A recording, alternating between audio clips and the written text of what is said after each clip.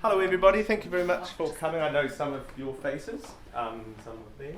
I'm Marshall Smith, I run the Screen Composers Guild, and we've partnered up recently with the lovely people at SOUNZ, who are helping us put on the Wellington events we have, so something falling on their head. So tonight we're very lucky to have a friend and esteemed composer, Andrew Hagen, to come and talk to us about how to try and make some money out of this bloody business. I'll do my best. He's going to do his best. Most of you, I think, the ones I recognise are members of the Screen Composers Guild.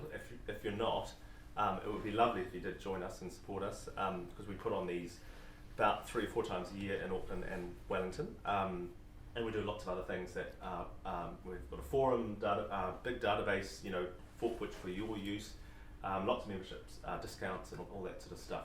So if you aren't a member or you need some information, come and talk to me. Thank you. Obviously, brings to mind what we're doing here this evening. And we are in the music business, and we are in the film business. So we are going to talk about business. We're going to talk about making money. We need to make money. Why do we need to make money? Because we need to have coffee. No money, no coffee, no work. No work, no money. So we are going to be unashamedly talking about money rather than art tonight, but it's important to do that, and it's something sometimes we forget to do. I have been very, very lucky in my career. I have been in the right place at the right time, and I have some talent. You may not think so. Some people do, some people don't. About 33.33% of the music I have composed in the 40 years I've been doing this has been rejected. It's been flushed. It is gone. It is dead. It is no more. But I kept it, as we were talking about before, and it could be used again later, or perhaps put in a library. We will talk about libraries. Some of us will love them, some of us will not. Very briefly, because there's a lot to get through this evening. I started my career really after leaving broadcasting. I was on a couple of shows, Ready to Roll and Grunt Machine, which were music shows. I worked at Radio New Zealand for a while, then I joined a band. That band got picked up by Sam Pillsbury, who very kindly gave me and my music partner at that time an opportunity to work on documentaries. Then we worked on some feature films for him. We did 2 features for Sam at least. At that early part of my career, I was again very fortunate that I was able to go and listen to Roger Horrocks, who ran the postgrad film school at Auckland University, who really opened my eyes.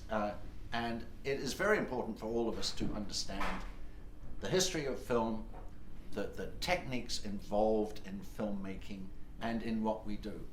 We have to love what we're doing, of course, but it's also important to know the techniques. And my heart goes out to Roger, if you're listening. He's probably not. But thank you. That turned my head around and opened my eyes. Then Robert Muldoon arrived. Now, who here knows Robert Muldoon? Has anyone heard of Robert Muldoon? Robert Muldoon put a tax on film, on music, on yachting, on pottery. Pottery is a very dangerous thing, pottery. There was a 40% tax, and it basically put the film industry out of work overnight. And a lot of us had to leave. Fortunately, I had a British passport, so I went to Hong Kong and worked there for 10 years, at which point I got a very high opinion of myself, and I thought, I'm absolutely the best in the world. No, I'm not. I'll go and try and work in America. Hello, come in. And so I moved to Los Angeles, and I was there for 21 years, and again I had some very lucky occasions, of which I am going to show one or two of you now. There's a reason I'm going to show you my work, which we'll talk about afterwards, and then having seen that, so you know a little bit about the noise that I make, we will go into how we can approach the market as it is today.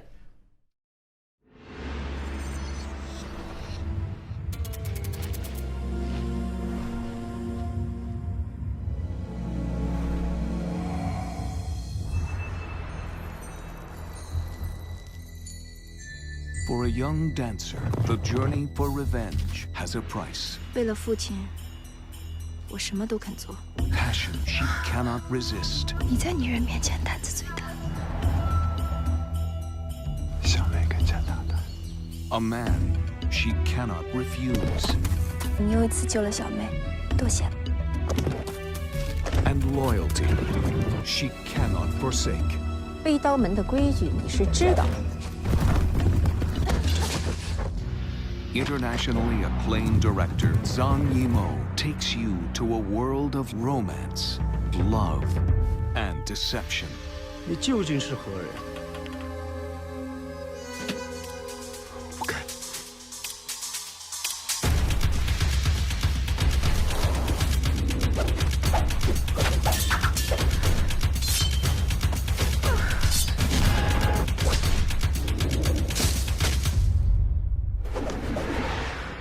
Takeshi Kaneshiro, Andy Lau, Zhang Ziyi.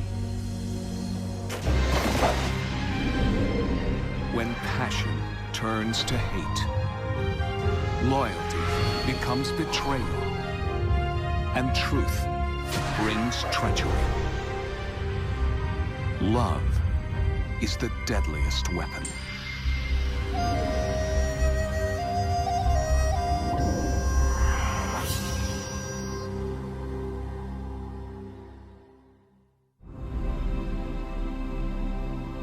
I must have been 11 or thereabouts when I learned that I was nearer to the crown than I had thought.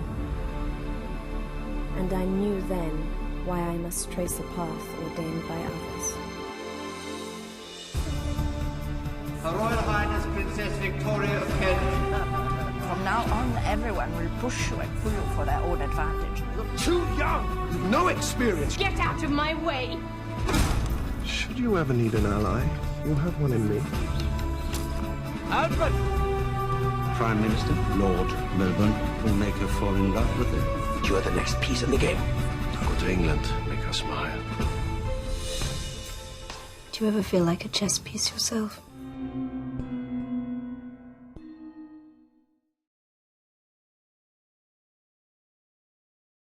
So, two pieces that I was very lucky to be asked to score and do the sound design for. Both of these happened in the United States. One came from a contact that I made in Hong Kong during my Hong Kong years, and who touched base with me in LA and said young Jimu would like us to do the international trailers for Heroes, the first one I did, and it was such a joy. And the reason I'm showing you these, and my colleagues here who have done a lot of work will know, great pictures really inspire you to make some really good noise. It does get more difficult when the pictures are complicated. The Flying Daggers in particular was a difficult score because there's a lot of dialogue, and of course we don't want to play particularly melodies or make loud noises while actors are talking. A lot of sound design. The only thing they gave us was horses. I love doing trailer work and promo work. It's fantastic. But then I also like doing commercials, and I also like doing feature films. So I like doing a lot of work. But it's important to understand that each part of these are basically doing the same thing, but they're all different. That made a tremendous amount of sense. Thanks for saying that, Andy. So what are we doing here? We're talking about making money. By the way, the second piece I wanted to tell you about, which is important, I just remembered, that was an overnighter. And GK Films had already created the trailer and realized they had not got clearance for a particular piece of music in the middle of that trailer. So we had overnight, and then after some discussion, we found out that they wanted a song, but of course now it's like midnight, so actually the young lady singing that piece of music is me. And the reason I bring that up is that when you are in a bind, you have to do anything you possibly can to get the job done. And one of the things about being in the guild and doing what we hear tonight is to make friends with each other, because you are going to need at some point to talk to the person who could be sitting right next to you now. I need, well, let's see, a ukulele probably, looking at New Zealand commercials, and a duduk. A duduk. Who has used a duduk here? Who knows what a duduk is? We used a fake one. We used a fake one. Beautiful instrument used in Australian who throws phones. What's his name? Russell Crowe, thank you. And Hans Zimmer scored it with what film? Gladiator. Gladiator, thank you very much. So, let's talk about what we do, and let's talk about why we love it before we get into how we are going to make money. So let's talk about music that we really love, because we have to love this job. When my parents here went to the movies to hear my work, they come and say, "Oh, what did you think of my music?" "Oh, I'm fantastic, aren't I?" "Oh, so I forgot to listen." I go, "Oh, great." But that's actually what we do. However, there are occasions, and you all have them in your minds, which is why you probably got into this business, that the music came through and you remembered it and actually added weight to the film.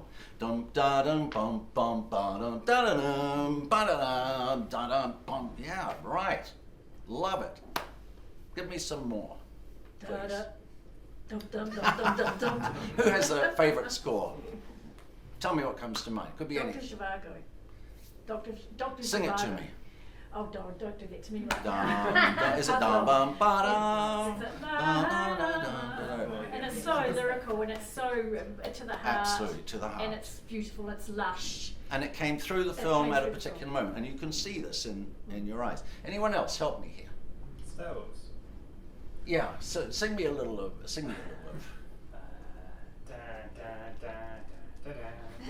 Absolutely, yeah, nasty. And these guys are coming. Yeah, and that is our job, reinforcing these pictures without stomping on the dialogue, right? Without disturbing the audience or making things. But so we are the other dimension, helping the director to create the magnificence that is this movie. So that's what we're here. Now, it's very important when we go to the market, it's not just about your work, it's also about you. So be nice. Be nice when you go to the market. Very important. Who here, if I may ask, is actually working as a composer, as a film composer or sound designer full-time? One? I'm not. I'm not working full-time. Used to. Well done. Yeah, you did. Fabulous. Some weeks are Yes, they are. Yeah. And to the students in Dunedin, it's a tough business. We have a class of students in Dunedin who are going to watch this. I've already told you what the three magic things are: right place, right time, and some talent. So, what fish are we trying to catch? It's kind of obvious, but just to go through it quickly, and don't hesitate to ask any questions. Remember, I am not an expert. I've just been around. So, obviously, we're trying to do films. We're gaming. Who here has worked in the game industry? Great, great. Look at the gaming industry. It's not necessarily scoring, which is our job, but it could be. And there's a lot of money in gaming. Gaming is now a bigger business than the film industry. I think you all know that. Television is an obvious one. Call those people at television. We will get into how you call them and how you approach them in a minute. Web series taking off in New Zealand. We have big ones in Auckland. What's happening in Wellington? Check out what is happening in Wellington, who is creating them, who's shooting them. Advertising. Okay, this is really important. A lot of people look down their nose at advertising. I did advertising for many years, along with filmmaking, along with ballet, along with theatre. I like putting music with advertising. I don't care whether it's commercials or not. And here in this country, it's not too difficult because it's usually a ukulele and someone whistling, or a duduk could be a duduk now, thinking about it. Maybe not. So look at advertising as just another way of scoring pictures, and bear in mind that you can make a lot of money out of doing this. It's an important area of finance for us. However, when you get to talk to people in the film industry, it might not be a great idea to pull out your advertising reel in some countries. Might want to keep that, no, I'm a very serious film composer, absolutely. As much as in some countries, from my experience, it may not be a great idea to bring out your film reel in front of a whole lot of advertising people. I don't think I'll go any further than that unless anybody wants to add anything to that. Okay? So museums, another great opportunity, and talk to companies, send your reels or contact people in companies that are making stuff for museums. They are creating film, and you can score these pictures. Amusement parks, I've actually worked for an amusement park, and it is so much fun, I can't tell you. Rides, I'm sure we have amusement parks here, we've got a zoo, maybe they need something, who knows? Be creative, think outside the box, obviously. Now, also, we are trying to catch each other, as I mentioned before. You are clients. How are you clients? Because when they come to me with this fabulous scene out of some giant movie with lots of explosions and car chases and everything, and then they say, oh, you know, we want this rap music, and I say, yeah, I can do that because I can do anything, I'm a fabulous composer, and then I sit there and I go, I'm very white, I'm a very white person. I need someone black to help me with a deep blackness to them, with the rap and the groove and all the things that I don't have, because I'm a very sort of white, straight kind of guy. In this room, we must learn to like each other. We are competitors, I know that, but it's important to associate, and that's why the guild is important, because in an emergency, we will need that duduk or ukulele or that rap artist or those ideas that are out of our field. And we may need them right now. We may need to pick up the phone and say, I've got a gig, but I don't know how to play this duduk thing. I don't know which end this noise comes out. So, make trainees. So how do we contact these people? Well, obviously the net, I will come to that and give you some addresses. So have your pens and paper ready. Family and friends, and forgive me, I know a lot of you are experienced, but again, for those of you who are not, these of you who will watch this later, and the students in Dunedin, contact everyone and tell them what you are doing.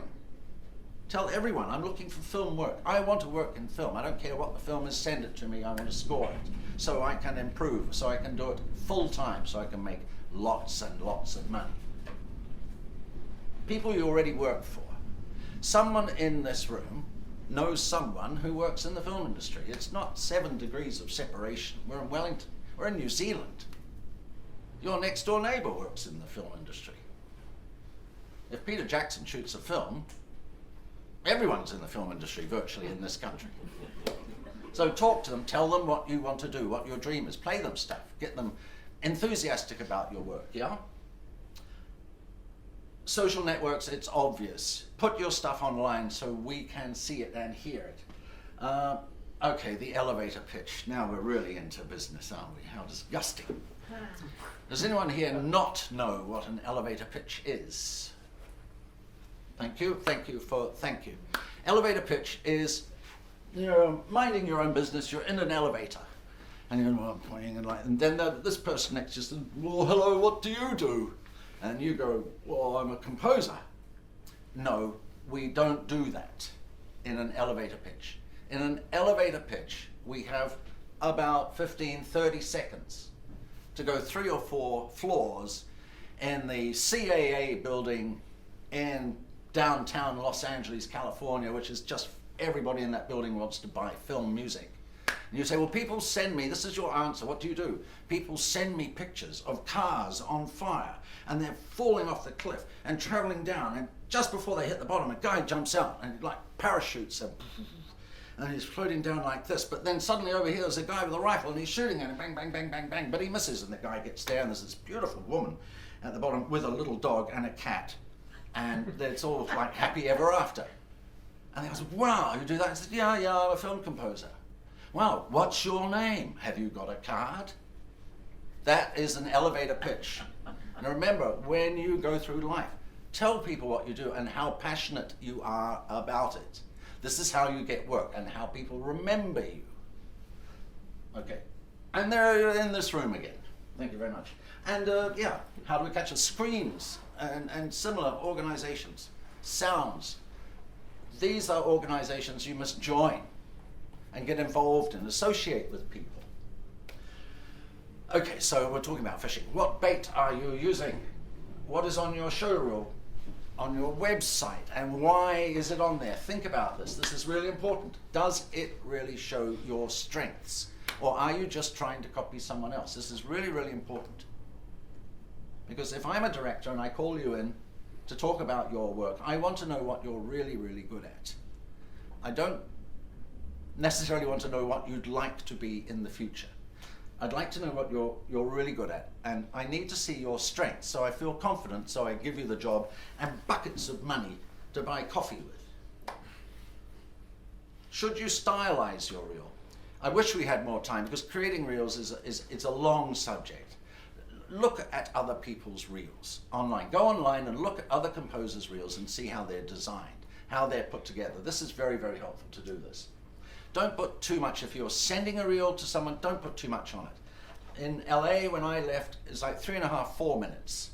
That's it, if you're sending a visual reel. If you're doing it in a more traditional way, if you are an orchestral scorer, then you've got your big overture beginning. This will just probably be an audio. You don't necessarily need to send video if you're a very important, orchestral composer. Best to send pictures, actually. You have your big beginning, and then you've got to have your time passing music. Dum, bum, dum, dum, boom, dum, dum. Time is passing. All right, we need time is passing. There's always time passing in a film. We never hear time passing music because time is passing, but it's there. Then we have the danger thing. Then we have the car chase. We've got to have a car chase, very important. And the drum scene and the love scene. So all of those might be, and the big finish. Don't forget the big finish, very important. All of those would be on an orchestral scoring, important reel, if you will, that would be sent out. On a film reel, 3 1/4, if it's more contemporary music, sound designers. How many sound designers are in the room? 1, 2, 3, 4, me included. Think about found sound. Have a look at sound design, you composers. Pick things up, pick objects up and make noise with them. It's a lot of fun. I know you love duduks and ukuleles, but also think about found sound. Now, in sending out this reel, getting people to look at your website, sometimes it's good to give gifts. This little thing here is a memory stick, and on it is your reel. Your reel's on it, and you're in the elevator, and this person's just said, that's incredible, and the car was going how fast when the, and what, you're a film composer, that's marvelous. Yes, would you like my reel, you say, and you give them the memory stick. And on the memory stick is your reel, which is fantastic for them, because now they can, go and copy things and give it to their friends. Here, download that. That's brought that for you, marvelous. Oh, what's this on here? Oh, it's so and so's film reel, which is unerasable because you made it unerasable. So every time they use the bloody thing, they got to sit there through the reel. No, they don't. But your reel is there in case they fell in love with the music, which I'm sure they will. Also, very, very important, please, how you are going to be contacted when you send information out. I can't tell you how many times people sent us stuff in the studio in LA with no name on it. No name on it. I'd love to work with you. Fantastic. Who are you? I don't know who you are. You're some really important music limited. Fantastic. Who? No phone number, nothing. I'll show you more of that in a minute. Hook, line, and singer. Had you see what I did there? Okay. So, no reel for students, and those of you who don't have one at the moment, make one. Record stuff off the TV. Even if it's just a commercial with like one person starts walking down the street and then there's a whole lot more walking and suddenly there's 100. They have these commercials all the time in New Zealand. You've probably seen them. Starts with one person, end is 100. Usually there's like a ukulele with a duduk or someone whistling. Try rescoring that with something else, just for a change, if you need to make a reel. Or get your friends to help you make a reel. When I started out with the band, we borrowed film from everywhere, and editors in those days, we were working on actual film. So it was quite difficult to make stuff. These days it's easy. My phone will shoot your reel for you. Think about something you love. Not necessarily a kitten. There are a lot of kittens out there, but maybe it is a kitten. Anyway, whatever it is, shoot it, score it. But score it properly with your mind that someone is going to look at it. I was thinking the other day, this tragic death of the skateboard guy, whose friend, shocking, terrible. But something in me, I was looking at him skateboarding down Paikakariki Hill, and I'm thinking, you know, it's so sad because he's such a nice guy and all he wanted to be was the world's greatest skateboardist. Now that's not a bad name, and typical Kiwi sort of thing. Yeah, I'll be the greatest. Fantastic. I thought about maybe I'll get that footage and score it. But not with the sort of high energy, but more about sort of that man and what he was actually trying to do. He was trying to be the best skateboardist in the world. So what does that music sound like? Okay, enough of that. No, most importantly, don't be a nuisance. When you contact someone, which you are all promise me you're going to do tonight, don't do it every week. Don't get all excited, oh, he's got all the work there. I'll call Sir Peter. I'll keep calling him all the time. Sir Peter is not going to give you any work at all. Ever. Maybe. Possibly. One or two of us. Don't call all the time. Right? Once every 3-4 months.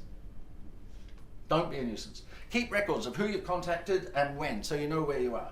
A no now might be a yes later, so don't be discouraged, ever. Local fishing holes. Okay, now we're getting to the nitty-gritty. The data book. I hope everyone here who wants to write music for film is in the data book. We talked about production houses and contacting them. It's very important to know who is doing what, and remember this is not just film production houses. Advertising agencies, very easy to find. The big idea is every so often you might see a potential job on there for a composer, but very, very important to look at that on a regular basis. Make these a routine.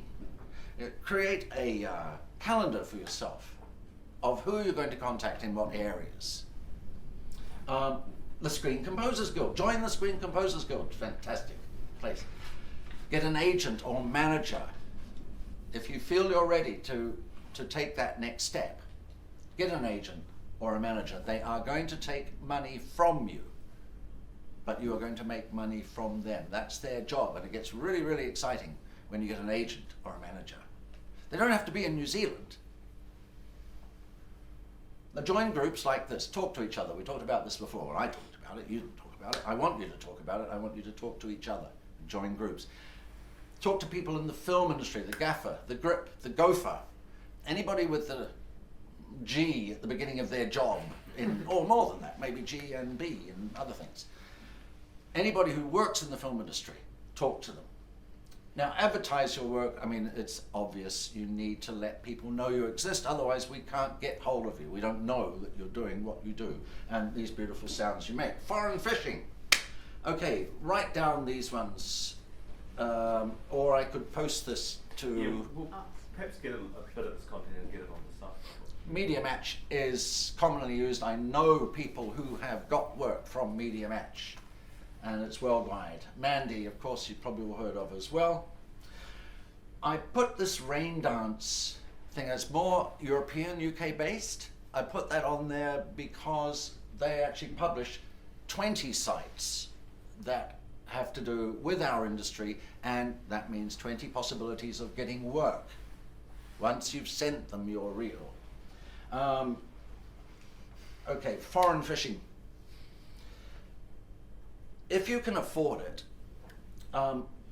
visit the film markets and take your card and your reels with you, particularly if you've got them on a stick. It's very helpful. This is what Film New Zealand used to do. It doesn't exist anymore, it's now a Film Commission. But they will take information about New Zealand and what we do here to the markets, and they hand out these sticks. And it's important. So if you can, travel, go places. Remember, be very, very careful if you're going to the United States, for example, and working without a work permit. Be very, very careful of this. You can work here if you're contracted here by someone. I have a very famous poltergeist that worked in the United States from Hong Kong. A fantastic director, a really amazing director, didn't get a work permit. Could never work in the United States again. So be careful. Don't go over and just start working. You need a work visa or you will ruin your possibilities for later. It's not that difficult to do. Or just work from here, but go over there and hand out your reel, perhaps via an agent. Yes, there are crucial cultural differences to be aware of. Language and humor, let's talk about this if you do go to the United States. Our humor here is very different from other countries, and I ask you to be gentle when you travel. It doesn't always go down well. I know you mean well, and it's quite funny here, but it's not necessarily funny over there. Yeah, nah. Nobody knows what that means. I still don't know what this means. It's like a Buddhist thing. Yes and no. It's okay. Thank you. Bear in mind the time zones. Bear in mind the time zones. If you make contact with people in these countries, they will call you at very, very bizarre hours. Very bizarre hours. If you start doing work internationally, you need to get international phones sorted out beforehand. For example, doing commercials in the United States is always fun. When I first went there and got my first Coca-Cola commercial, whatever it was, oh yeah, I've really made it big time, and I'm there, and like the agency's there, and the editor's there, and I've done the music, and I'm ready to play it. And I said, what time are the directors going to be here? And the director? What do you mean, the director? When's the director? No, the director's finished. Director's not coming. No, well, why? What's happened? The directors never come to an edit. So when you're working on commercials in the United States, chances are, unless you're working with a very, very high up director who has chosen you personally, you will not meet the director. The director's gone. It's the art director from the agency who will be telling you whether or not they like the score you have written for their commercial. And funnily enough, in cultural differences, we were talking before about music for Thailand and Japan and types of things. Be aware that within these cultural differences are technical challenges. For example, in Japan, to my recollection, not quite sure, the first half second or first second of that 30-second commercial or 16-second commercial does not exist. It's silence. So try not to put the word I in the first sentence, because it will get chopped off, or love, boom, gone. You know, whatever, but you understand what I mean. Learn about the marketplace you are approaching very carefully if you get a gig. You need to know, otherwise you'll get yourself and other people into trouble. Now here's an example of what not to do when you contact an agency or a film production house say, can I want to play you my reel, or I want to send you stuff because I'm the world's greatest musician at the moment. This was sent to me on January the 12th. Stung music, not dear, not hello, how are you? It's just Stung music. Came across your website today. Nice work. It's nice. Nice food. I'm an LA-based composer. Here is my reel. Resume attached. Best. Calvin. Very kind of Calvin to contact me. I would prefer you did not follow this approach in one or two areas. Let's be nice. Let's find out who is actually you're writing to. He knows it's me. My name is at the top, to Andrew Hagen. So let's forget Stung music. Let's put Dear Andrew. Came across your website today. Really, you did? How? Where were you? Nice work. Suddenly you're energized into, well, I'm a composer. I will contact you. Here's my reel. I looked at the reel. The music was very, very nice. There were some very attractive women on a runway at a fashion show, and there was some very nice music that possibly Calvin had written alongside it. That's it. That's all it was. It was very nice music. I might play it at a party if I had it. It bore no relation to the women walking. What he could have done was, they're walking at a speed. You know, they always walk at a speed on the catwalk. Okay, let's put something that's in time with walking at speed, or maybe double time it, or something, anything that relates the music to the film, because that's what the directors we want to work with want to see. They want to know that you can score. They don't want to cut to your music. I know, let's make a film where we cut everything to this person's music. That'll be really easy. No, won't be. So why on earth would they hire us? Am I taking too long? No. No. Great. Why on earth would they hire? Well, because we are great talent. I've heard some of your work. I went online and listened to your work. People in this room have some very talented composers in this room. And that's why they have it. We are talented. We have talent. We're not less talented than anybody else. We're not more talented. We're talented. Government incentives. So hopefully we have an orchestral composer, an arranger here. We could get the town hall finished. Shouldn't be too long. It's only been 20 years. We finally have a home with a symphony orchestra, and we can put the microphones up and leave them up. It would be amazing. Imagine leaving 125 microphones standing overnight, not having to take them down. Then we can have finally post-production in Wellington completely. Not just visual effects, not just sound design, not just doing the mix. We can also do the scoring. Now, I know we're doing it now, but we have to stop for the fire engine to go by. I am hoping that with the government incentives and the amount of work that is coming into this town, unfortunately, a lot of it is visual effects, but it's still coming in, that we can finally get the town hall finished, and people like you will be doing the scores for major productions because there are government incentives are being created. What about the exchange rate? What about the exchange rate? So how much is that duduk player in Dunedin? Well, it's $100. Oh no, my duduk player in Las Vegas is $100. Oh no, we're 100 New Zealand dollars.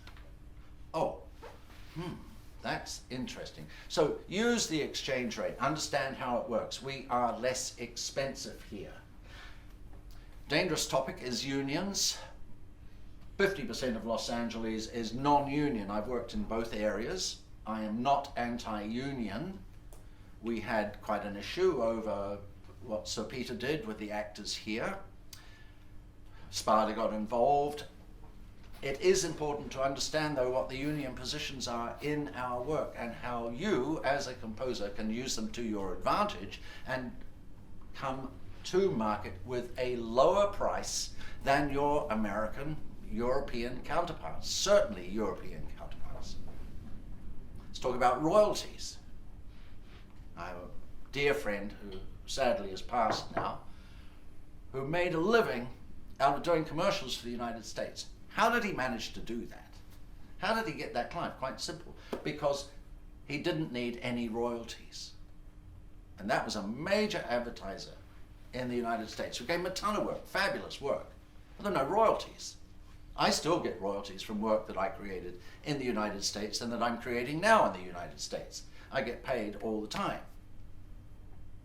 But it's not necessary to pay musicians in New Zealand royalties unless you want to, but it's not a legal requirement. And that is how my friend made a lot of money. And that's how he could bring the price in, particularly on singers. He did not cheat anybody. I don't want you to think that. He negotiated a price with the singer and said, do you want to earn this amount of money? Yes, you do. All right, I will do that commercial. And then he quoted. And he gave her the money and he kept the money. He didn't get residuals. The agency was delighted because they were getting an inexpensive product and they kept coming back to him all the time. It's a difficult conversation, I know. You have to make up your own minds here, what you feel about it. And as I've said right at the beginning, it's very important to be nice people. Let's face it, people overseas, these fish swimming in foreign waters, they like us. They do like us. I lived there. You talk to people, what do you think of New Zealand? Oh, we like it very much. Beautiful. They want to come here. I remember people aren't in the film business just to make films. A lot of the producers, they just want to hang out with movie stars and go to exotic places. This is an exotic place. So when you make contact with your clients overseas, get them, sell New Zealand as well. Get them to come here. Come to New Zealand, you'll love it. It's fantastic. Come in February. And January as well. Come to the Duduk Festival. It's marvelous in Dunedin. Now, and of course, when you're doing this, understand the time difference is very important. So remember, don't call them at 3 a.m. because it's 9 p.m. your time, right? Don't do that, they get upset. Having said that, on a big job, and one of the things that is very beneficial to the New Zealand Symphony Orchestra, the time difference here to LA is very advantageous compared to the time difference to, say, Moscow, where there's a very, very good orchestra as well, but not as good as ours. So if the studio heads are staying in LA, as they often do, they will be in a beautiful studio, they will be watching the picture, which is locked to time code, to what the New Zealand Symphony Orchestra is doing in the town hall. So it's locked, they're hearing it in the studio. They can go to work at lunchtime. They don't have to go to work at midnight. Midnight for the Moscow players, lunchtime for New Zealand. Oh, sure. Hell, I think we'll go with New Zealand on this occasion. Other thing is language advantages. Mr. All-Important, I'm a super duper producer, doesn't like the horn section as the car is falling out of the sky and things with cats and dogs at the bottom. He'd much prefer to have a duduk with a ukulele as it falls out of the sky. He can push a button in English and say, lose the horn section, go with the duduk. And people in New Zealand understand what he's saying. In Russia, it might take a little longer. I've nothing against Russia, just I'm a Kiwi. Now, very important, are you actually ready? Super important. Are you actually ready to do the work that you want to get? Please make sure you've got the right equipment. Are you familiar with basic film terminology? Super important. Do you understand frame rates? Do we still use frame rates? It's all QuickTime. Who knows? Find out. Do you know what to do at a spotting session? Who doesn't know what a spotting session is, please? Anyone? 1, 2, 3? Good, thank you. It is essentially sitting with the director and an editor and going from the beginning of the film, actually before the beginning of the film, and you start the film and you go all the way through 5, maybe 6 reels.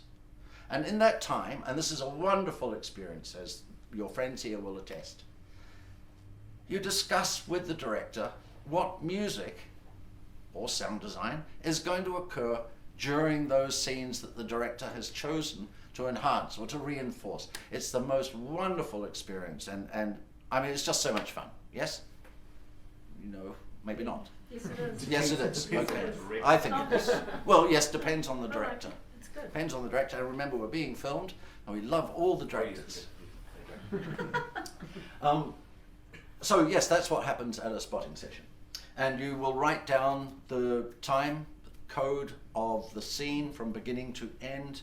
At some point you will receive those scenes. They will come to you, to your home studio or to the studio that you have. And then you begin scoring to those scenes that you have discussed with the director and made notes, copious notes at the spotting session.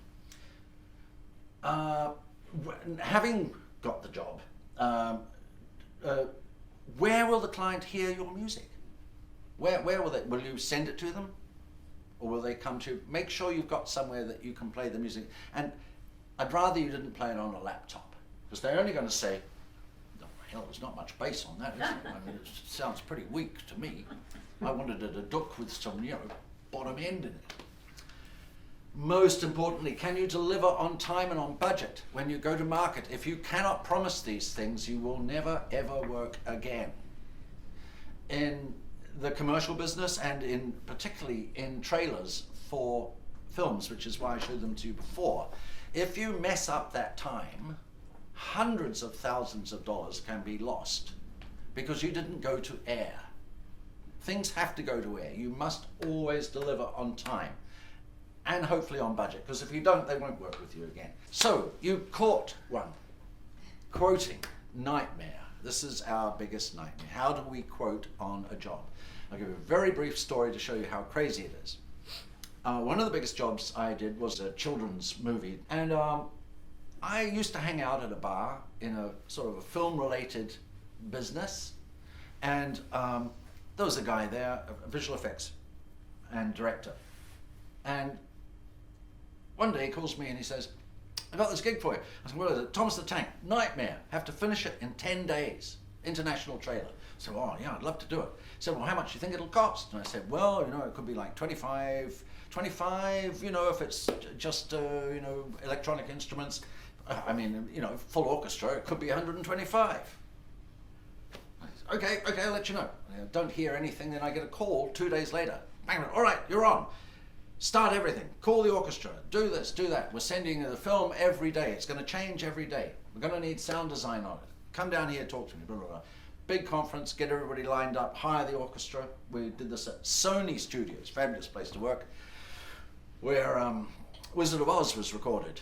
And the guy said to me, "You know, there's so many wonderful notes stuck on these walls." Well, yeah, that's kind of cool.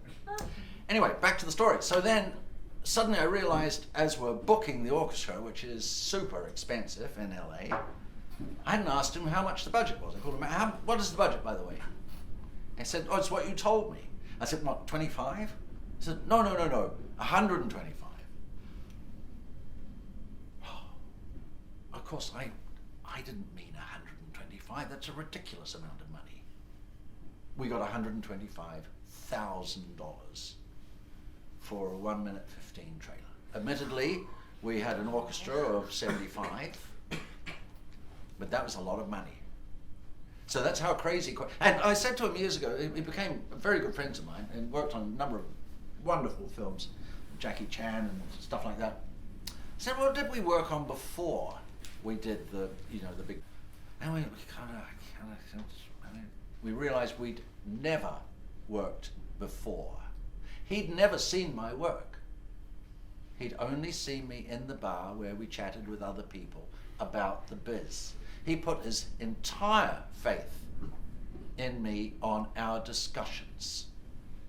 Very, very important thing to learn here. Were you wearing those cool glasses then? No. This was before the Minions. The contract, very, very important. Download one that has a good reputation online. This is super important. The contract is everything. You must have a good contract.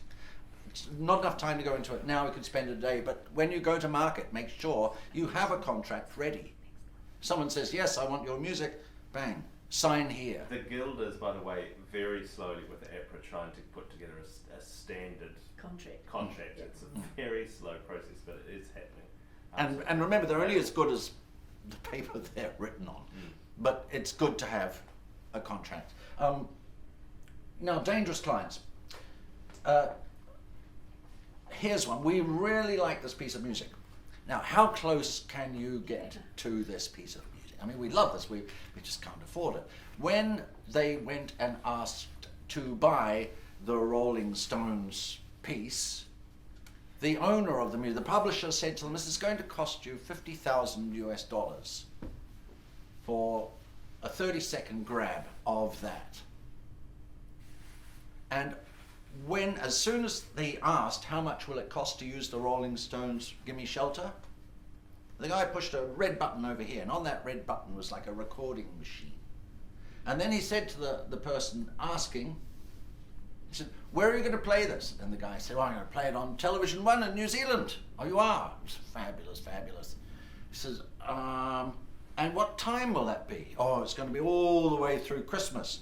It's going to be an advertisement for selling Dunedin. I said, oh, marvellous, marvellous. And, right, how long do you think? Oh, this would be this, it'd be that. So now the guy has all the information. This is going to be 50 grand. And the agency guy says, well, how about 5? I said, what, are you crazy? Go away, clunk. That man now is looking at that time during December on Channel 1 to see what music they use on this Let's Go to Dunedin campaign, where you wanted to use the Rolling Stones. And they hear, what do they hear? If they hear anything like Gimme Shelter, you are in deep doggy doos. And I think you understand what I mean by doggy doos. Do not get involved with people who ask you, how close can you get to it? Eminem and the National Party in our last election. Are you kidding me? Are you joking?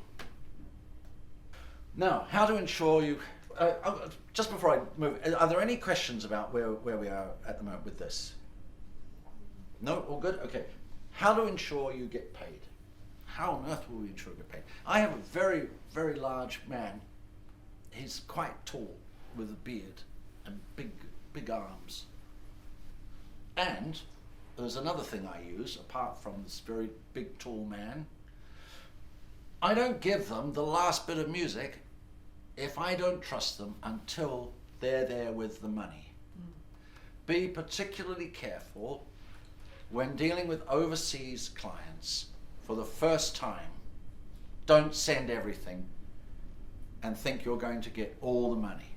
Do it in thirds, is what I recommend. You may have other ideas, Marshall. We don't do a thing unless we get a 50% deposit, or pretty much on the day we start, unless it's a client we know quite well, who puts us around for months, and then 50% when we hand them the masters. In theory, it's very hard some of the time, and they've got tight deadlines. It's give and take. Never negotiate on that. If they're not going to pay the deposit, they're not going to pay the... Yeah, please be careful, because you can kill yourself. Not only that, you can start hiring, you know, the duduk and ukulele orchestra, which doesn't come cheap, and you've already paid them out of your pocket, and that was your first 50%, and then the client doesn't pay you. So be really careful with that. Okay. Any more questions about that? No? Okay, I'm very near the end now. Thank God they cried. Things to remember. Make it easy for the next guy. Now you've got your gig, you've done the music. When you go to the studio and you hand it over to John Neal or whoever, make sure they can understand what it is that you've brought them. The cues that you took from the spotting session. Maybe if you're doing a film, that's what it should be. Make sure it's in a format that can be played and utilized. WAV or AFI or what other formats have we got? Pretty much that's it. Pretty much that's it. Something that can be played, and make sure it's good quality. Not MP3, please. No, yes. Now, thank you very much. MP3s, it's great for headphones and for directors or people you're working with to have a listen. Yeah, that's feeling good. No. We're taking big, maximum, clean, professional files to the mix. Why do we do this? Well, apart from saving a lot of time, the next guy, which will be the mixer, who's taking your music, likes you now. He's, that's a very nice person. He said, that goes, I know where that, he's written where it goes, fantastic. And now I wonder if I have to, no, I don't have to, it just plays on its own, it's incredible. And it comes in and it goes out, it's marvelous, it's exactly what we wanted. I love this guy. The next time a director talks to that mixer, how'd the session go? Oh, yeah, Billy Smith, fantastic, brought in the Duduk ukulele orchestra, it's perfect. Everything we could possibly want. I might give him a call. Then you get another job because you made the next guy's job easy. Very important thing to do. You're only as good as your last job. I don't think I need to tell you any more about that. Clients come and go. We are talking again about the biz, about the music biz. There'll always be selling. Do enter award competitions. When I left New Zealand, it was kind of frowned upon, and if we get an Academy Award, we go in bare feet. It's very important to do that, and maybe a wife beater T-shirt because we're kind of cool and all of that, and awards, schmords. No, sorry, this is 2016. We need statues. They need to see stuff on the wall or in your house or on your website. You did achieve something, you have done something, and you've been recognized for it. 50% of the awards I've got, and God knows I've got a lot of them, I've only got them because I wrote them and sent the money to enter and and there we are. Now I've got to tell you, Greg. Boom, boom. It is important to enter awards. It's a sign of respect, and the clients like to see it. So if you've got a piece and you're proud of it and it's within the time period, please enter it. I mentioned on time and on budget. It's very important. Most importantly, don't be shy, be yourself. And now, for my opinion, if you don't love film, which is why I got you to sing songs from films you loved before, you're in the wrong business. You're probably a fantastic musician who should be playing somewhere. If you don't love film, then don't get in the film business, because it's a tough road. It's tough as hell. Make friends and associate with people in the industry. Think about your favorite directors and find a way to work with them. Now, that sounds like an impossible dream. It's not. It's not. Think about movies you love and what directors you'd like to work with and why. What is it about those films that, I love that. And of course, for my own advertising campaign, should she be watching, a shout out to Lisa Rihanna. Lisa, I love your work. I want to work with you, please. So, questions? I know I've said an awful lot, forgive me. I've got a big one. Yes. Because I don't feel we have it in New Zealand, and you would have experienced it certainly in Hong Kong and in LA, is the word agents and managers in music. We've got them in other areas of New Zealand for performance. Yes. And I have an agent in that area because I work in that as well. Right. But we don't really have that in New Zealand, or do we, and don't I know about it? I looked at the websites of a couple of agents, as you say, / managers, over the last couple of days in preparation for this. There are a few. I'm not sure that people like us, film scorers, have gone to them and said, how can you help me help you make money? But they are here. There are serious music managers and agents in New Zealand. And if you have pieces of music that you feel are strong, and you've got them, again, talking about the film business, if you've done those, added your music to some sort of film, or you've got film already to show, and you think you could work with an agent, try it. I know there's a couple of good people in Auckland who are starting up. Airplane is definitely going that way, and I have a lot of respect for them. Yes. But I would like to know what is the difference between the New Zealand style versus what your experience in America, LA. I wouldn't know because I've never You had never did. an agent in New Zealand. I have friends in Auckland who are very, very serious players who have agents in LA, and they make a lot of money and they get regular work. Why? Exchange rate, yes, things we talked about before. They like us. They want to come here, sell New Zealand. Does that sort of... Sort of. I mean, you kind of answered me in one level, but on the other level, what is the level of agents? I mean, my partner's a cinematographer, so Yes. I've been down that track meeting his agent in America. I spoke to her about this very thing. She Yeah. said, it is not my area. Mm. She said, I'm not the person that you should be talking to. Mm. So where would one go in America, like what you said? You've Mm. got your friends in Auckland who are working. How do you find those American music agents? Simply put, online. Sure. But you will need to discuss with them what style Yeah. of music you are creating. It's very important because they all have their own particular genre that they work within. Might be very contemporary music, or we only do orchestral scores or whatever. You need to be really careful with how much these agents will take from you. And it's not as bad as the art world, like painters who lose up to 50% of their money through an agent or through a gallery, but you can be up to 15, 20, 25, 30 is not unheard of.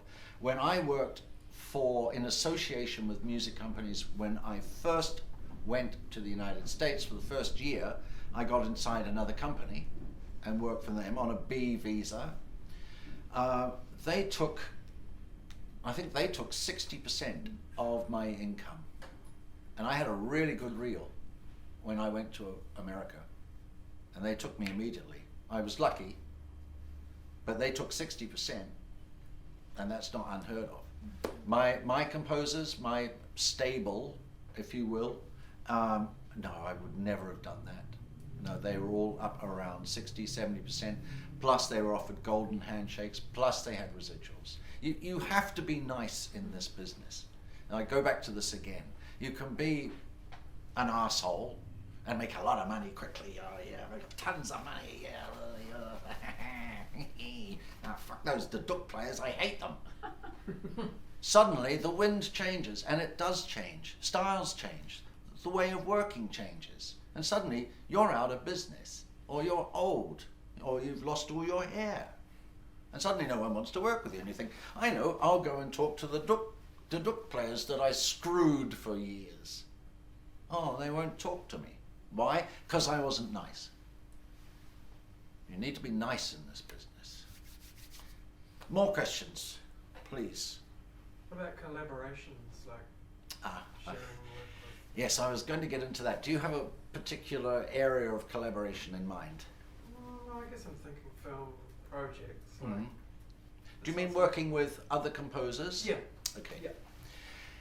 Thank you. What is your name? Mark. Mark, thank you for asking that, Mark. I was going to get into it, but I thought we might be running it out of time. This is the most wonderful thing you can do and the most dangerous thing you can do. I really like having a sounding board because a lot of what I write, I don't know, maybe it's not right. I think it's right, but it might not be. So that collaboration is fantastic. If you've got a partner who, yes, I think that's marvelous. And your partner is the Duduk player. Says, if I can play that on Duduk, I'm ready with my Duduk to play that. It's going to work really well. Oh, by the way, shall we change bar 35 to this so the ukuleles can make a little bit of a crescendo? Yeah, that is a working relationship. How you handle that financially is dangerous. Very dangerous. Most partnerships, most bands break up because of money. So be careful in those collaborations. The other interesting thing about collaborations is if you are both composers. Then it can get hairy and it can get difficult and it can get argumentative. But the Beatles were all composers in their own right, and there were 5 of them, not 4. There were at least 5, 6 if you count the engineers. I had an interesting meeting at the Film Commission the other day, and one thing they said that surprised me is that it's the film producers who I should be forming relationships with, not film directors. Yes. Because that surprised me, I hadn't heard it before. Do you agree with that? And does everybody else agree with that? Yes and no. Yes and no. Right. The level of the director will account for whether or not he or she is calling the shots. Jane Campion's producers are not going to be telling her what musicians she can use. Yeah? Absolutely. So it depends on the producer, really, doesn't it? Yeah. Whether they've got a creative say or not. And the funding. I'm not saying don't send your work to producers. Send it to everyone. Anyone you can think of. Gaffers, grips, gophers. But in some cases, the producers are handling the money, and it may be that the directors are not musical. They don't know music. A lot of directors don't know music. They don't know what to do, and they get very worried about it. So when you go to market, be friendly, be nice, be helpful. Tell the truth. Don't promise something you can't deliver when you go to market, but help them get where they want to go and show them ideas. Take your ukulele or your duduk with you, if you can. I know musicians who take guitars to advertising agencies and sit there and they go, oh no, I think it's going to be a bit like this, because, and then this part will be, and this part will kind of sound like a duduk, and then we'll be back to this part again.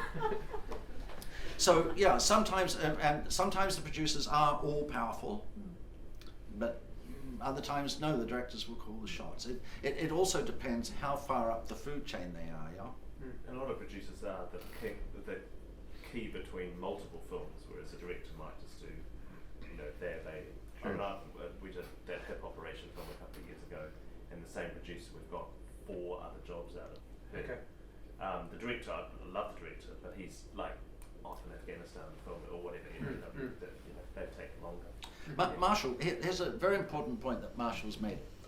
You just mentioned that you got more work, a lot more work from that director or producer. Well, both actually, but the producer mainly. Yeah. How do you account when we have thousands of composers that you got more work, you got work from them again? Why would you get more work from them? Well, we're really, really reasonable and easy to deal with. I think we just are. We have to be. Tom, my business partner, who I collaborated with for 13 years, we're in bands and we've worked together. And he's my biggest critic and ally. I mean, today I've been knocked back on 3 things today. In a nice way. I say, you need to look at that mix again or whatever. It's incredibly helpful. But I did a short film when I was at uni years ago for free for the director, and one of the producers. At uni, it was crap. But we've worked together for 15 years. Right. Now, so but how do you account? Okay, so you're nice and easy to work with. Obviously, whatever your bullshit. obviously whatever music you've written is great, and the prices that you are charging are attractive. I just pull numbers out of the air. Well, as we said before, as you go to market, quoting it's really, really difficult. It's a real game, yeah. Look online to find comparisons of what other people charge, if you can. I got a call from a company. This is another thing we should talk about is companies that fish. Now, not the type of fishing that I want you to do. This is phishing, where you can get into trouble. Now, we talked about agents who will steal from you. Sign you up. Yes, you're signed up. You're going to make tons of money. Just send $25 every month, and we'll make sure you get to everyone who know about those people. I got called up. My person, I got a fabulous job for you. We wanted half an hour of this and half an hour of that, and we'd like, we understand you're a duduk expert, so we want you to play that, and we're going to need some ukuleles on that. How much will that charge? How much will that be? That's very unusual to have duduk and ukulele. I thought I was the only person that did that. So I looked at the email, saw who it was from, went to the company. They were a competitor of mine, so they were fishing to see how much I would charge, so they knew how much to charge. I replied to that email with, well, how much would you charge? Which they replied with, busted. And then of course, rather than be angry, we made friends. Now, I didn't get work out of them yet, but we became friends, so there was a respect issue there. Fortunately, I wasn't the one that did the dirty first. Could I hear from one or two other people who have had repeat clients? How did you account for that? How do you think you got repeat clients? Anyone? Mark? As Marshall said, you have to be nice. Yes, yes. But you also have to be professional, you have to deliver, you have to change the 300 things they want changed the night before delivery without throwing your toys across the room. Yes. Yeah. Let's talk about that last sentence. You have to destroy a number of things you really loved. It's often that you really feel in that scene of the car falling down that turns into a parachute with the puppy and the beautiful woman, that it should be that brass arrangement. And it was fantastic. And everybody you showed it to said it's brilliant, it's wonderful. But the director is there and she hates it. No, I want a duduk and I need ukuleles. That's all I can hear in that car falling, and you're going, why? So a lot of our business is killing our babies. Kill the babies. Thank you. It's a terrible expression. Terrible it's expression. Real. It's real.